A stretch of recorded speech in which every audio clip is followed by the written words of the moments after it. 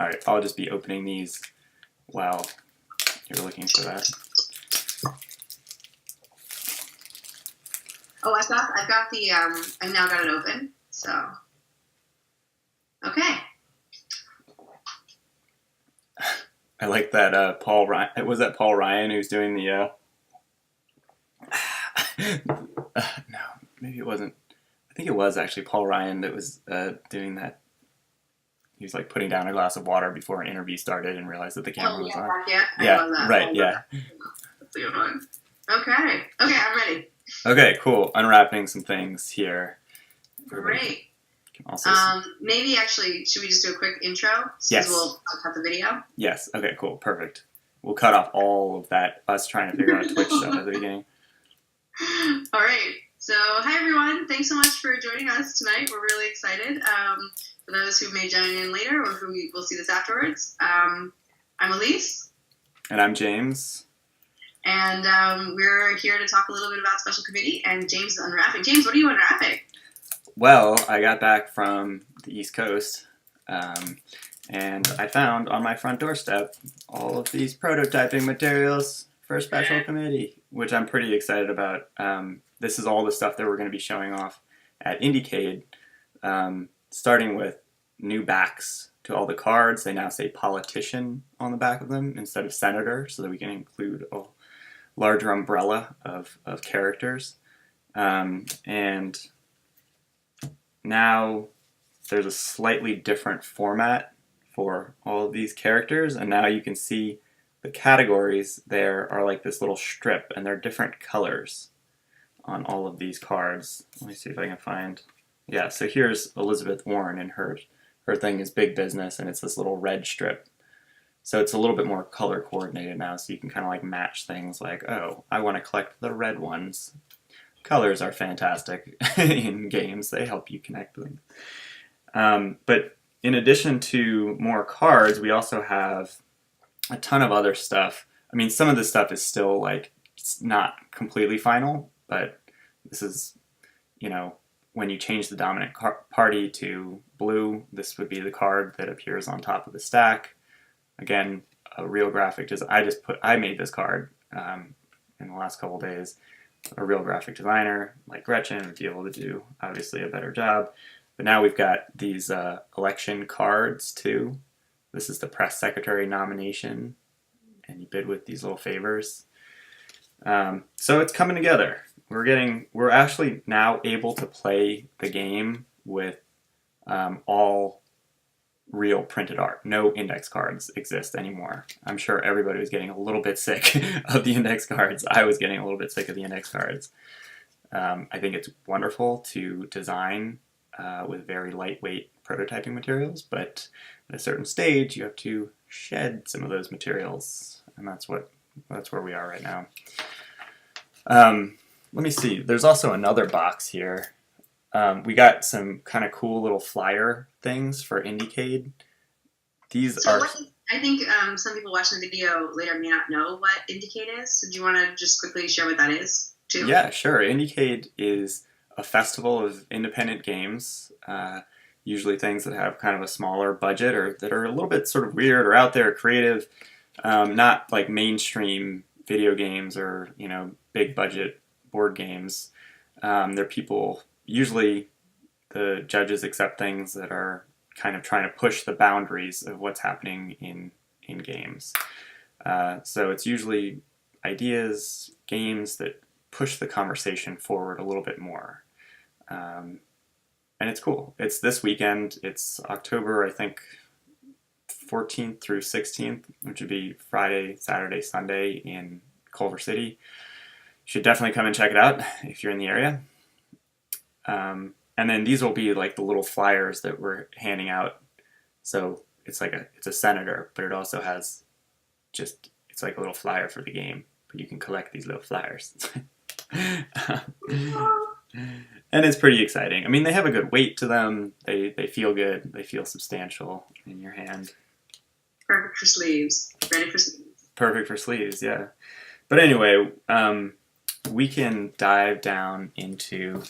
I do have one of the boxes too, but I'm afraid Yellow wrap and everything. Yeah, I'm afraid it's going to take me forever to kind of like get this thing out of my teeth. So, I mean, I can try, but there are packages inside of this package that also have a bunch of cellophane stuff on them.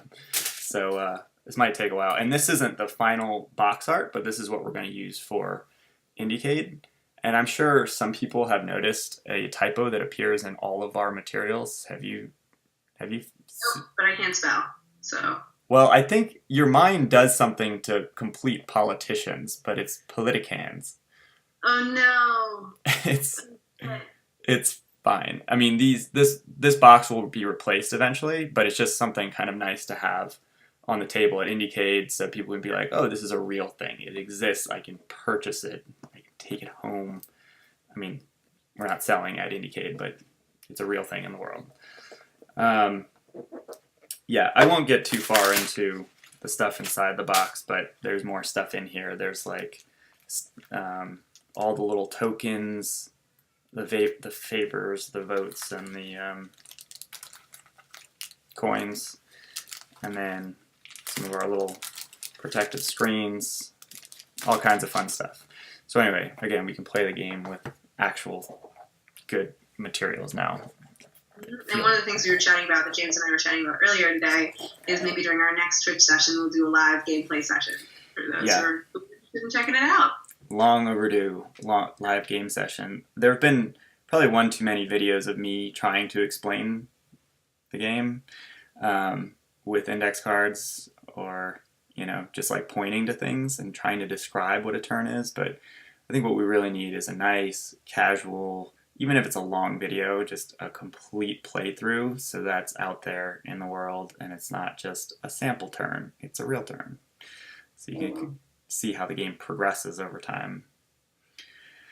Anyway, do you want to get down into some interview questions? Do you mind if I start asking you some questions? So kind of go to the foundations? Look at all these things. Oh my god! Yeah, please do. So just for a little bit of framing, Elise and I are going to try to interview each other in a very unconventional format where one person asks a question, the other person answers, then responds with a question.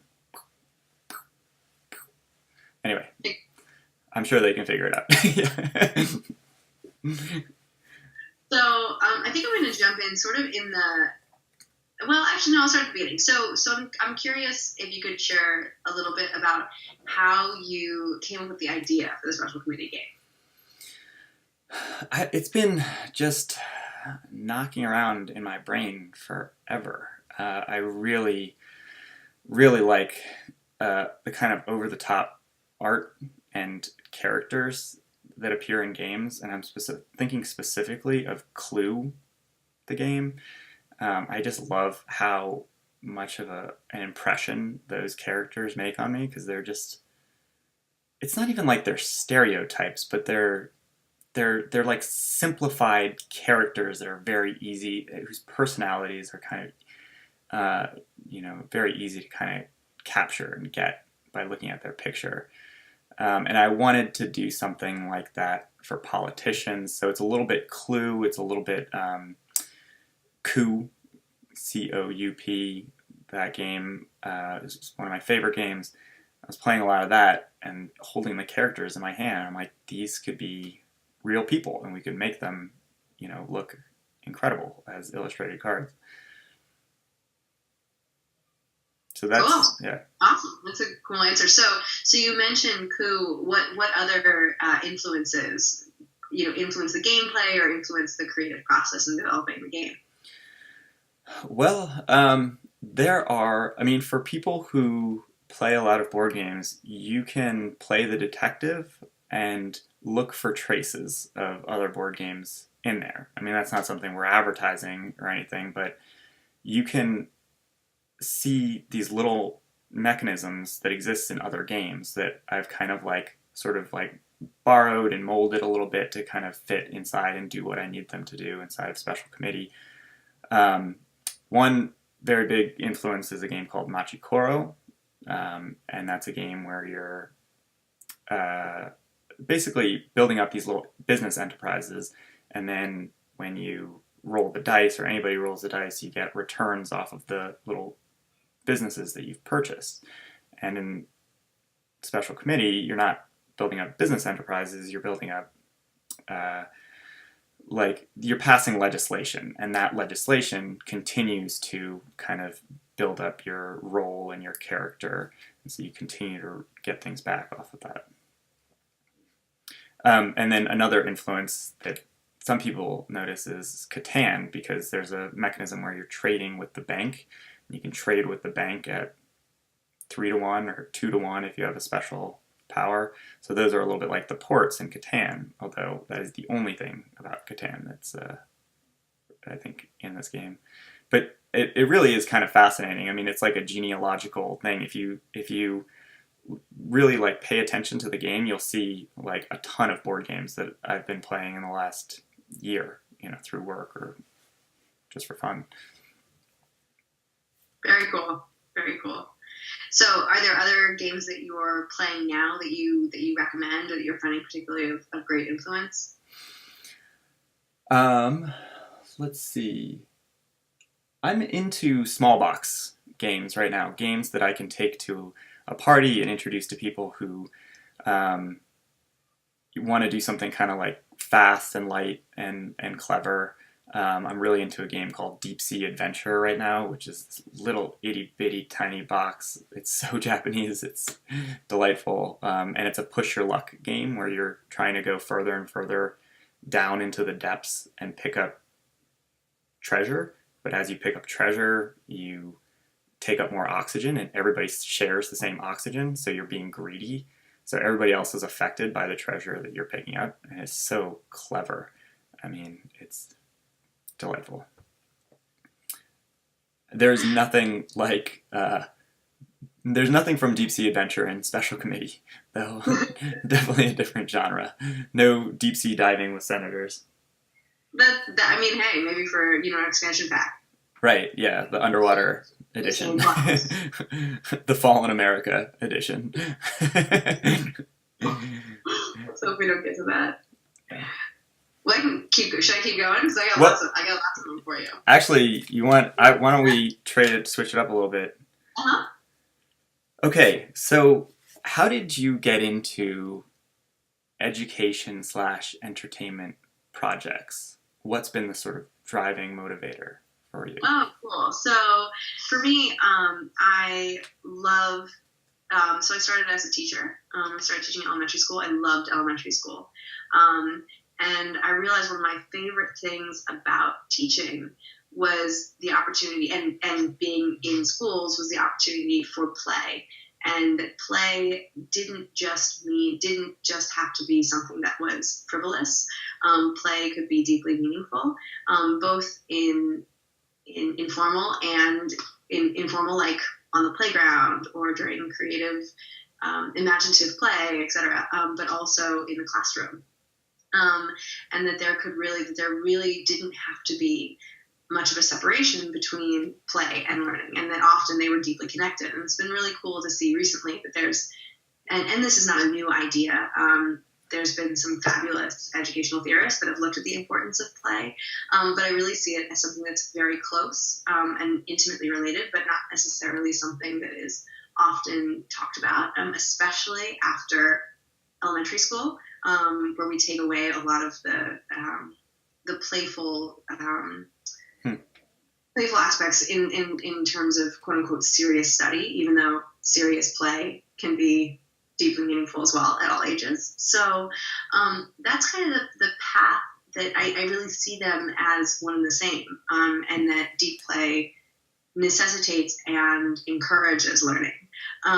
So I think beginning with teaching, really from there, I began to see, well, how far can I push this? What is the full scope of this landscape look like? And that led me to games and entertainment and making, the maker movement, and how they can really be blended together. Did you know that there's a program in the MIT Media Lab called Lifelong Kindergarten? And I think that they try to tap into that whole movement of, keeping play kind of in. as a They part of learning later on in life. they are fantastic. They're wonderful. They've been a huge influence on my graduate work, and in my, like, I'd say, personal pursuit of the intimate connection between the two. Interesting. Yeah, I've only glanced at like their page and some stuff that they're working on, and it's been a while. But there's also, I have to say before I ask the next question, have you heard that Aristotle quote that you can learn more about a person in an hour of play than you can in a day of study or something like that? Oh, I love that. No, I hadn't. I'll have to look it up. Oh, yeah, that's great. Yeah, I like that too because I think that Yeah, it's an ancient idea, and it's right. something that Yeah, cool. Well, instead of like going down that rabbit hole, let's keep going on a second. All right, so here's one for you. If special committee withstands the test of time, where do you see the product in 10 years? It's a cool question. So I think, I think it's naturally set up to stand the test of time, just through that it is designed to be of the moment. So I think I could see a number of different things. I mean, James, you and I have talked about integrating a technology element, an RFID, or what the future version of a QR code might be, so that you can unlock versions, unlock more content later.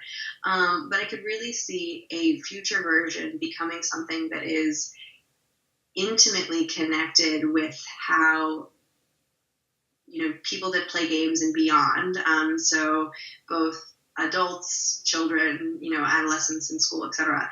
That it really become a way in which they are excited to learn about what's happening because they find out about it in the game, or if they find out about something on the news, they see that it's replicated in the game, and it really begins to blur that line, and continue to pique interest.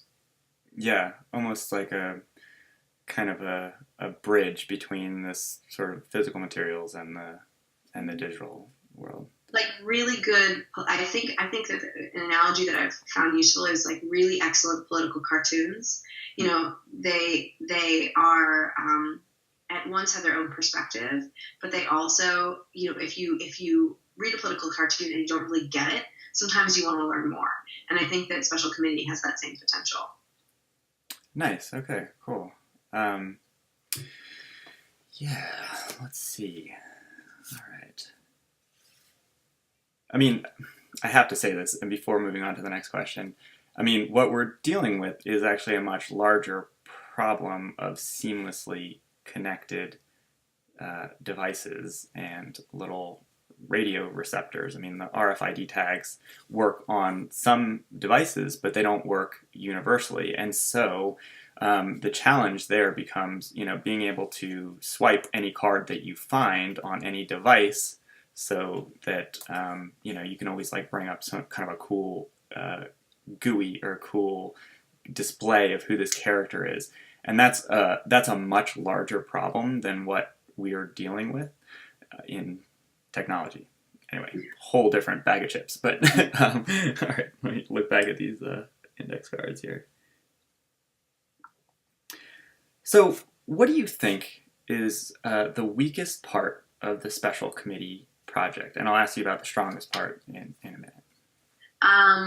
The project, do you mean, just as a clarifying question, our launch on Kickstarter?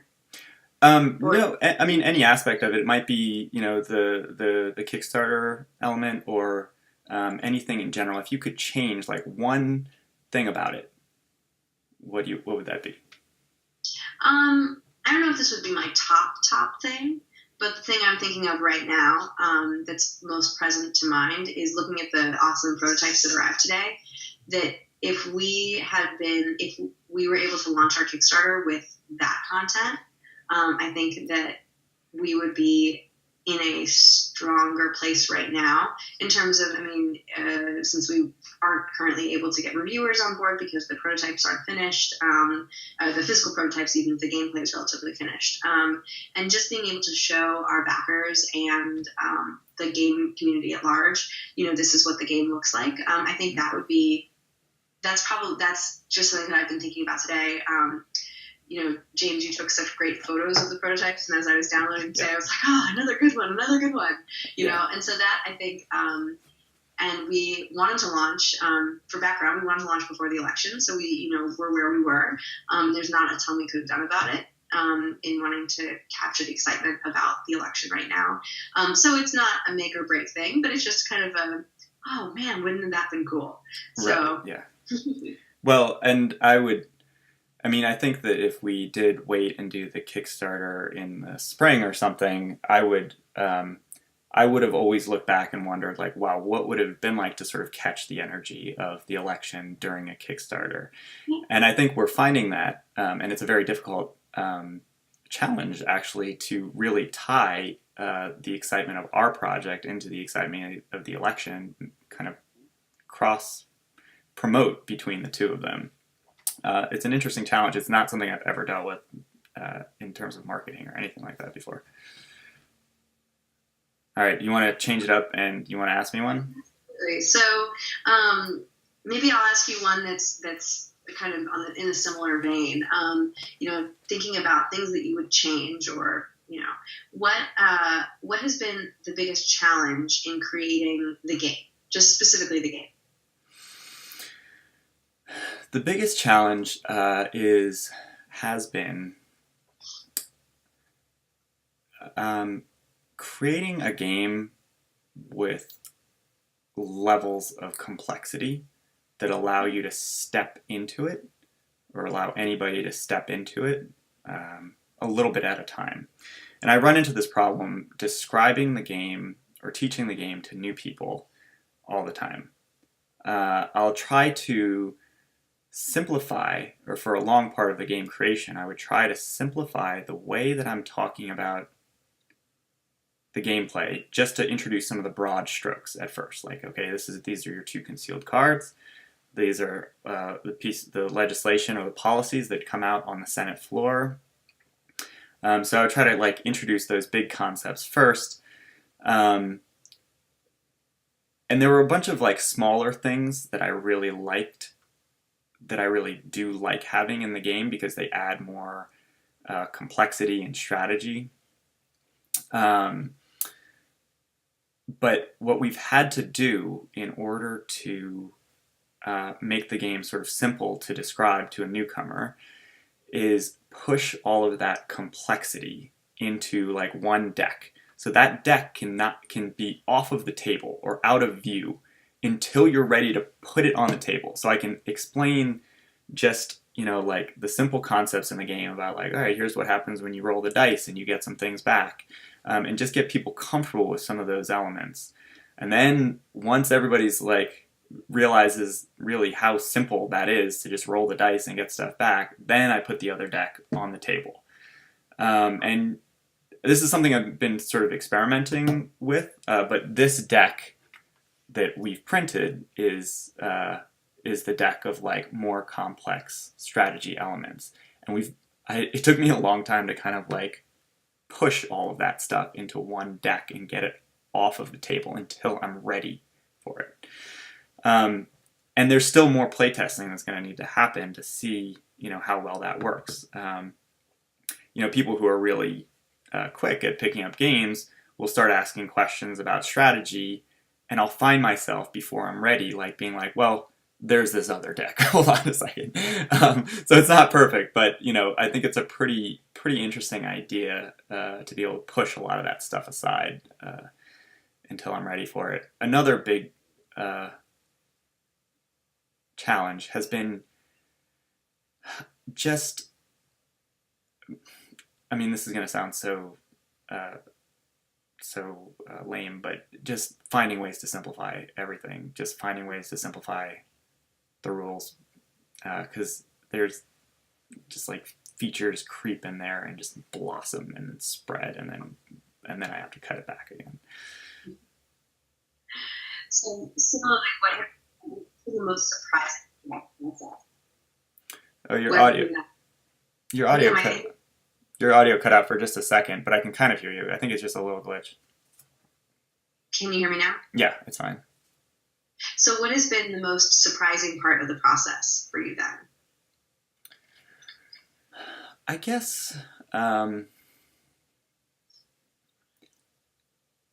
how comfortable I can become with some of the complex describing and sort of internalizing some of the more complex elements of the gameplay, and then becoming very blind to like how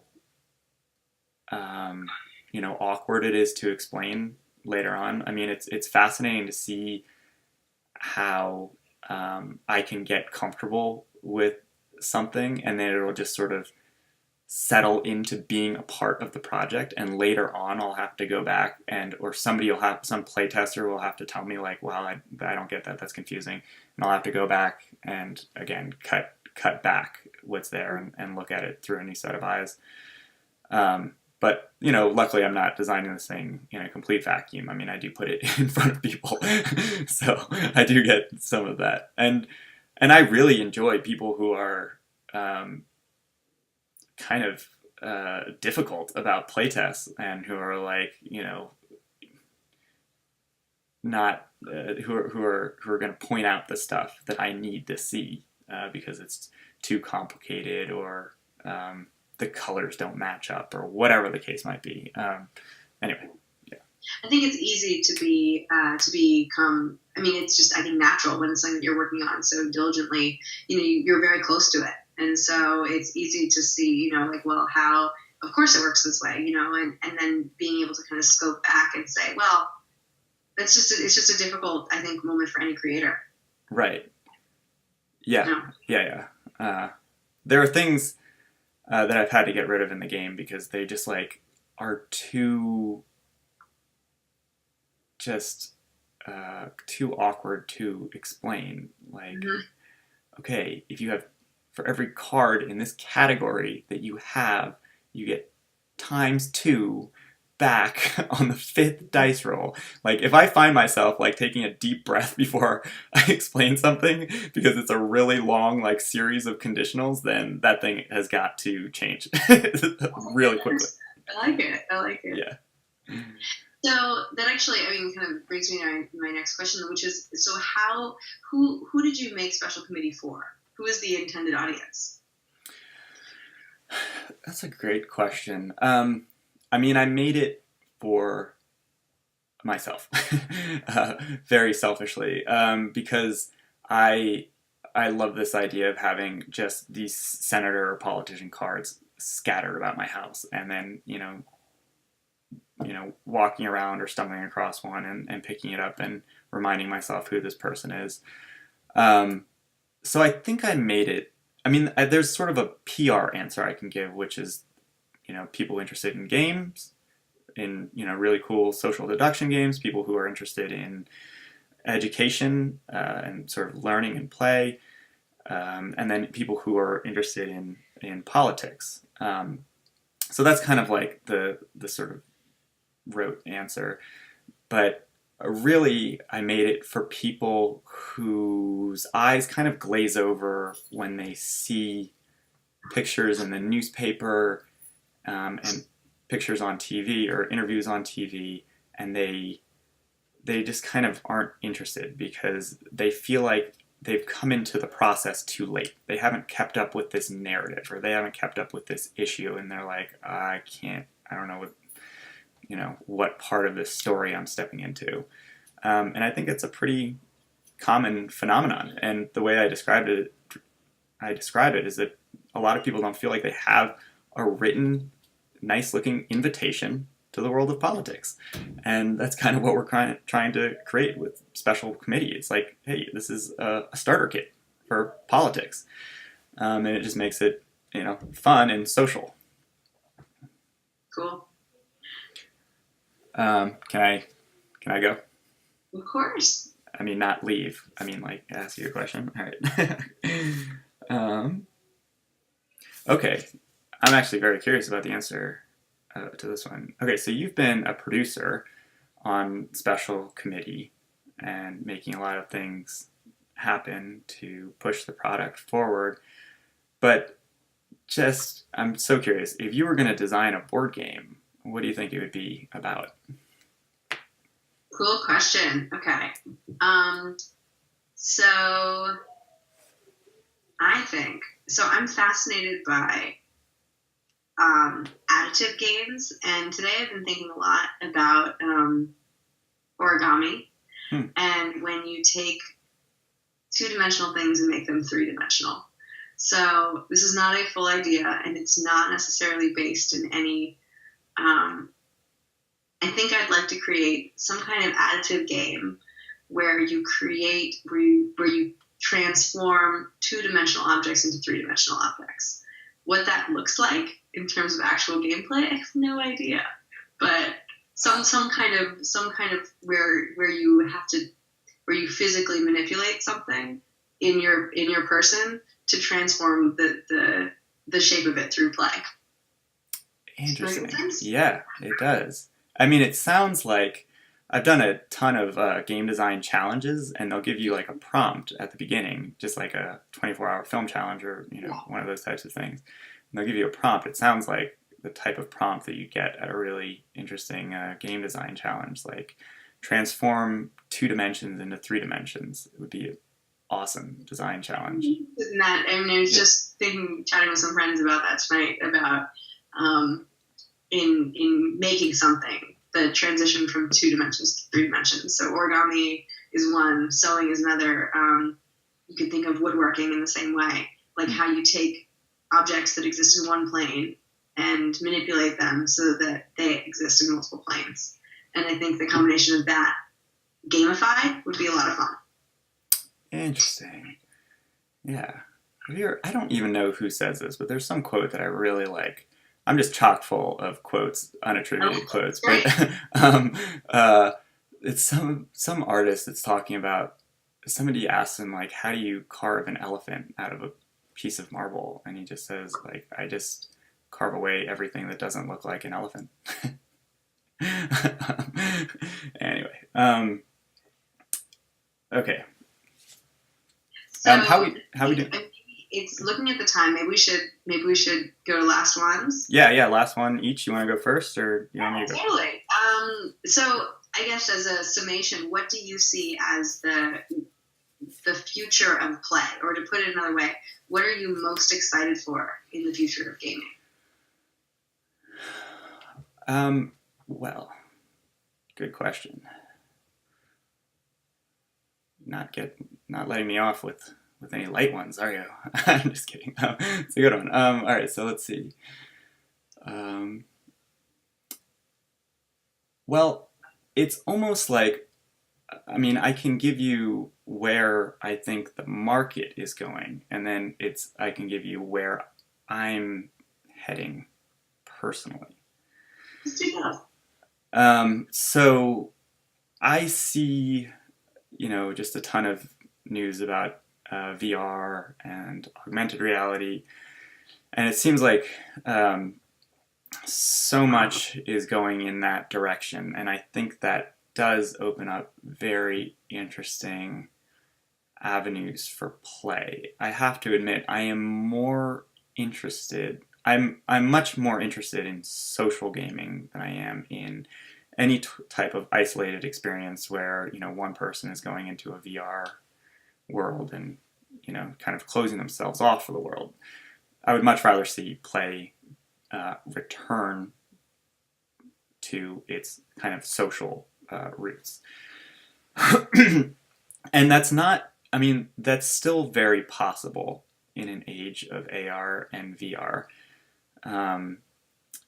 I was recently looking at the website for this company, the name of which I won't say because I don't know if they've gone completely public, but they're basically setting up these environments for board games. I wouldn't even call them board games, though. It's like you're all sitting around a table with augmented reality glasses on, and you're sharing a 3-dimensional, not a 2-dimensional space, but a 3-dimensional space with each other, and you're all seeing the same objects as if you were sharing them in real space. And you can like design types of games that a board game designer would have to like really stretch themselves to create. And so that seems very interesting to me. Now, that's my kind of market answer. There's cool stuff happening in VR and AR. But my personal answer is I'm on a journey that's I've gone deep into the world of digital development, and now I'm kind of curving back outwards towards very traditional modes of play, sitting around a table. I think board games are very rich worlds. I think that you see a lot of people's personalities. I actually feel like I know a lot of people that I play board games with a lot, and I make decisions in life based on how I've seen them act in board games before. Uh, and so I just think it's such a conduit for personality. And it would be great if we can. And there's something great about board games to me because they just sit out on the table. And to me, they're like little art pieces. And they tell a narrative. If you look at them after you're done playing, they tell a narrative. And if you stare at them like the next morning or the next day, you can see all these little decisions that have aggregated over time. And that's really beautiful to me. I'm just obsessed with it. I think it's, I love just little, I don't know, accretions of decisions like that. Anyway, I'm becoming much more enamored with very kind of old-fashioned games, and the world seems to be going for like really out there kind of, incredibly like high fidelity video games and AR and VR experiences. So we'll see how the whole thing plays out. I think there's space for both of them though. Yeah. Anyway, probably. Yeah. Sorry. Oh, I said I agree. I think there is room for both. I think wherever you see there's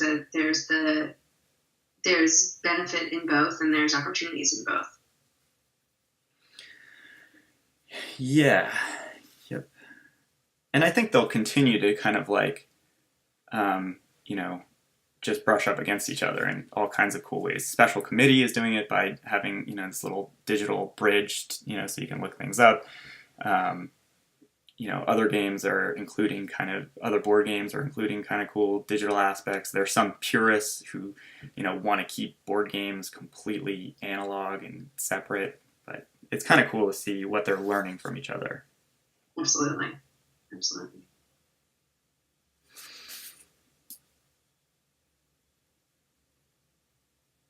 Did it glitch out? What's that? No.